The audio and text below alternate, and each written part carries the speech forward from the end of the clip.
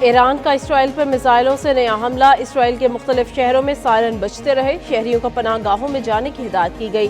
اسرائیلی فوج کے مطابق ایران کی طرف سے 10 کے قریب راکٹ داغے گئے، بیشتر کو مار گرایا۔ تل اویو کے جنوبی ٹاؤن یام پر ایرانی میزائل حملوں سے شدید نقصانات، 80 سے زائد عمارتوں کو نقصان پہنچا۔ اسرائیلی حکام کے مطابق یام ٹاؤن کی تعمیر نو میں کم از کم 5 سال لگیں گے۔ حملوں سے حیفا آئل ریفائنری کو بھی شدید نقصان، تیل کی سپلائی محدود ہو گئی۔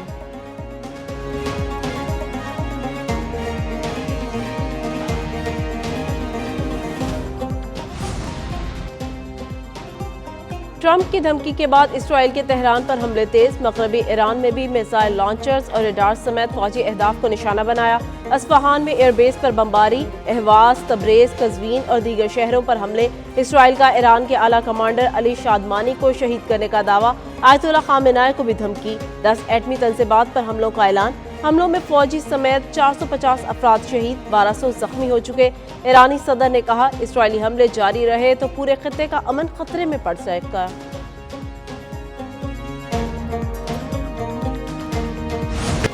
ایران کے ساتھ بات چیت کے موڈ میں نہیں ہوں، سیز فائر کی بات نہیں، ایرانی ایٹمی پروگرام کا خاتمہ چاہتے ہیں۔ اسرائیل ایران پر حملوں میں کمی نہیں لا رہا، 2 دن میں نظر آ جائے گا۔ امریکی صدر ڈونلڈ ٹرمپ کے واشنگٹن پہنچنے پر میڈیا سے گفتگو، امریکہ کے ایران کے ساتھ رابطوں کی تردید، کہا ایران مذاکرات کی میز پر آیا تو وٹکوف یا جے ڈی وینس کو تہران بھیج سکتے ہیں، امریکی مفادات کو نشانہ بنایا گیا تو ایران پر سخت حملہ کریں گے۔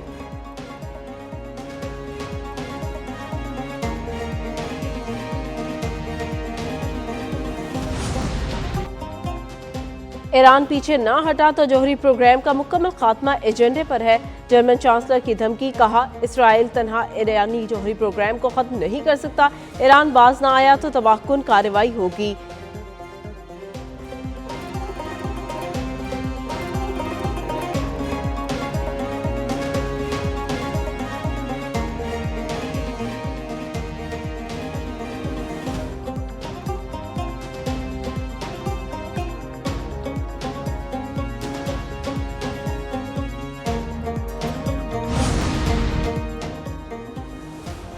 کیا امریکہ اسرائیل ایران جنگ میں شامل ہونے کے قریب ہے؟ اسرائیل کے پاس ایرانی جوہری پروگرام پر حملے کی صلاحیت نہیں، ایرانی ایٹمی تنصیبات فردوس میں زیر زمین موجود، اسرائیل کے لیے نشانہ بنانا ناممکن۔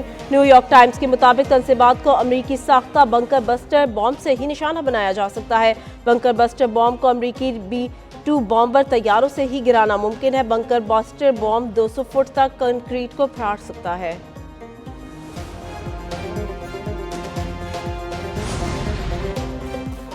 اسرائیل کی فوجی کارروائی نے خطے کو بحران میں ڈال دیا، چین کا ایران پر اسرائیلی حملے کے خلاف واضح رد عمل، خطے میں امن کے لیے اقدامات کا مطالبہ، چین کے صدر نے قازقستان میں ازبک ہم منصب سے ملاقات میں خدشات کا اظہار کیا۔ چین کا مشرق وسطیٰ کی صورتحال پر عالمی برادری سے فوری اقدام پر زور، شی جن پنگ نے کہا چین ایران کی خود مختاری اور سلامتی کی حمایت کرتا ہے۔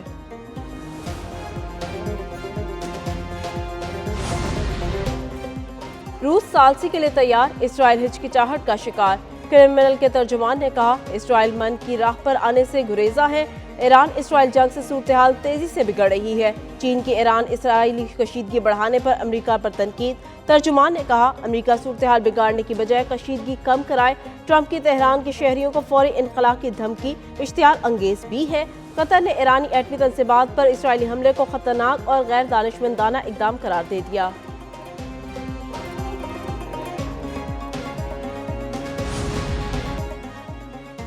ایران میں کشیدہ صورتحال، پاکستان کا سفارتکاروں کے اہل خانہ کے انخلاء کا فیصلہ، وزارت خارجہ کے سینئر عہدیدار نے کہا ایران سے کچھ غیر ضروری سفارتی عملے کو بھی واپس بلایا جا رہا ہے، تہران میں پاکستانی سفارتخانہ بدستور کام کرتا رہے گا، ایران میں پاکستانی قونصل خانے مکمل طور پر فعال رہیں گے۔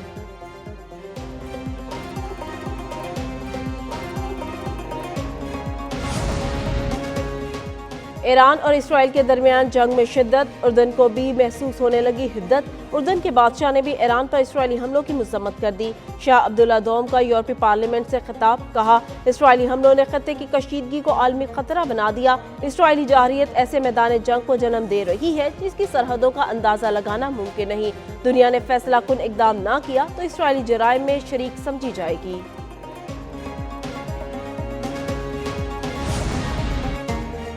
صدر مملکت کا ایئر ہیڈ کوارٹرز کا دورہ، گارڈ آف آنر پیش کیا گیا۔ صدر آصف علی زرداری سے air chief marshal Zaheer Ahmed Babar کی ملاقات، فضائیہ کے آپریشنل حکمت عملی اور مستقبل کی جنگوں کے تناظر میں بھی بریفنگ دی گئی۔ بھارتی جارحیت پر فیصلہ کن رد عمل پر فضائیہ کے افسروں اور جوانوں کی حوصلہ افزائی۔ بریفنگ میں بتایا گیا، بھارت کے ساتھ کشیدگی کے دوران پاک فضائیہ کی کامیابی اعلیٰ تربیت کا نتیجہ ہے۔ تاریخ میں پہلی بار فل اسپیکر آپریشنز کیے گئے، خلائی، سائبر اور الیکٹرانک وارفیئر کو مربوط کیا گیا۔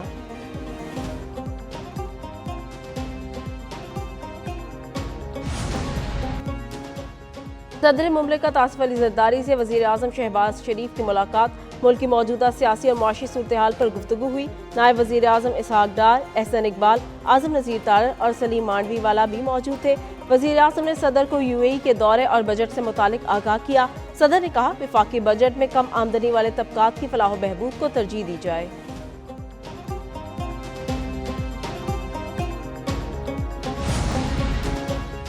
وزیر اعظم شہباز شریف سے وفاقی وزیر انجینئر امیر مقام کی ملاقات، وزارت امور کشمیر، گلگت بلتستان اور سرحدی امور سے متعلق گفتگو، ملک کی مجموعی اور سیاسی صورتحال پر بھی تبادلہ خیال کیا گیا۔ ملاقات میں رانا مبشر اقبال اور طلحہ برقی بھی موجود تھے۔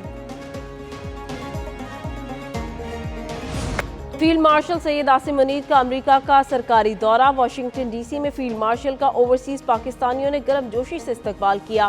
اوورسیز پاکستانیوں کا افواج پاکستان کو زبردست خراج تحسین، مارکہ حق اور بنیان المرصوص میں افواج پاکستان کی بہادری کا اعتراف۔ فیلڈ مارشل نے اوورسیز پاکستانیوں کی خدمات کو سراہا۔ ترسیلات اور سرمایہ کاری پر فیلڈ مارشل کا اظہار تشکر۔ کہتے ہیں، مضبوط پاکستان کے لیے روابط اور تعاون ناگزیر ہے۔ محفوظ، خوشحال اور مضبوط پاکستان کے لیے مشترکہ عزم کا اظہار کیا گیا۔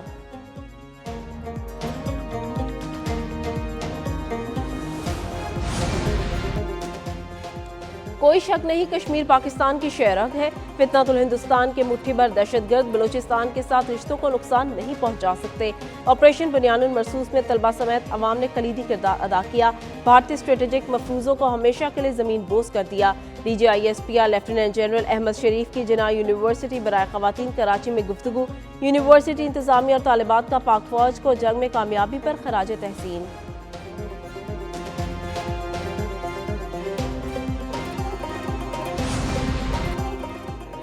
G7 اجلاس نے بھارت کو سفارتی سطح پر تنہا ثابت کر دیا۔ کینیڈا میں G7 کے رکن ملکوں کے سربراہوں کی موجودگی میں بھارتی وزیر اعظم غیر حاضر۔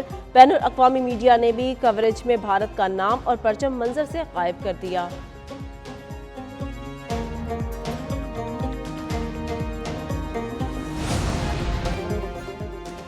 PIA کا ایران میں پھنسے پاکستانیوں کی واپسی کے لیے آپریشن، خصوصی طیارہ ترکمانستان کے دارالحکومت اشک آباد روانہ کیا گیا۔ طیارہ ایرانی شہر مشہد سے اشک آباد آنے والے 150 پاکستانیوں کو لانے کے لیے بھیجا گیا۔ گزشتہ روز ایران سے 800 بسوں کے ذریعے 74 طلبہ اور 545 زائرین تفتان پہنچے۔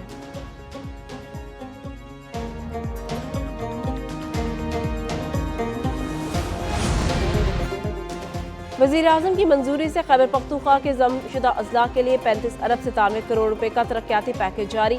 پلاننگ کمیشن کے مطابق پیکیج کے بعد رواں مالی سال کل مختص رقم 42 ارب 41 کروڑ روپے ہوگی۔ وفاقی وزیر احسن اقبال نے کہا، ضم شدہ اضلاع کے لیے 35 ارب کے ترقیاتی منصوبوں کی راہ ہموار کی۔ تاریخ کی بڑی سرمایہ کاری ان علاقوں میں مثبت تبدیلی لائے گی۔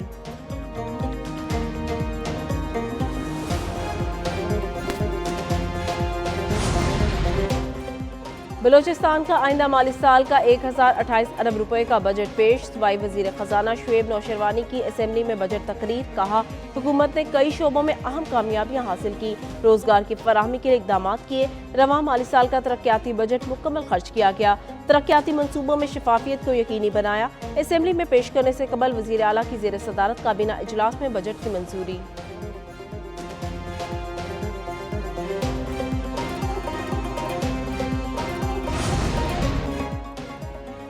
قومی اسمبلی کی قائمہ کمیٹی نے سولر پینل پر 16% سیلز ٹیکس کی تجویز مسترد کر دی۔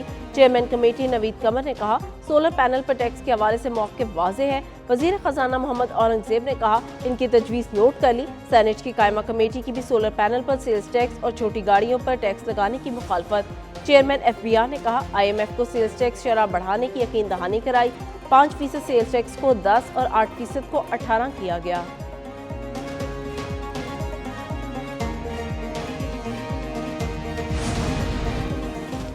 کراچی کی مزید 20 سڑکوں پر رکشوں کے داخلے پر پابندی، ڈی آئی جی ٹریفک کی سفارش پر کمشنر نے نوٹیفیکیشن جاری کر دیا۔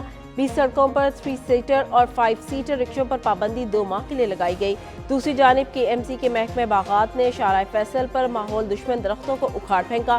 ڈی جی پارکس نے کہا شارع فیصل کے اطراف ماحول دوست درخت لگائیں گے۔